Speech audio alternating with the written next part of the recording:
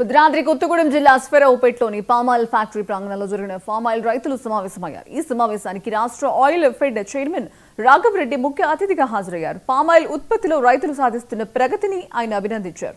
రైతులు ఇటీవల oil recovery 20.1% నమోదు కావడంతో ఆనందం వ్యక్తం చేశారు. ఈ ఫలితాన్ని తమ కృషికి ప్రతిఫలంగా భావిస్తున్నామని, ఆయిల్ ఫెడ్ మార్గదర్శకతతో రాబోయే సీజన్లో మరింత మెరుగైన ఫలితాలు సాధిస్తామని వెల్లడించారు.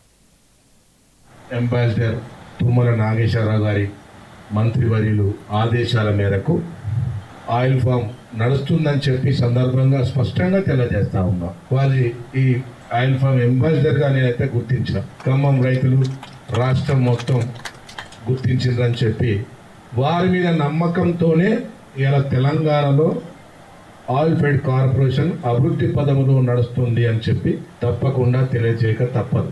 దాంట్లో భాగంగా మీ అందరికి తెలిసిన విషయాలే, రాష్ట్ర ప్రభుత్వం రేవంత్ రెడ్డి గారు అధికారంలోకి వచ్చిన తర్వాత ప్రయాణం చేస్తున్న సంగతి మీ అందరూ మర్చిపోవద్దు.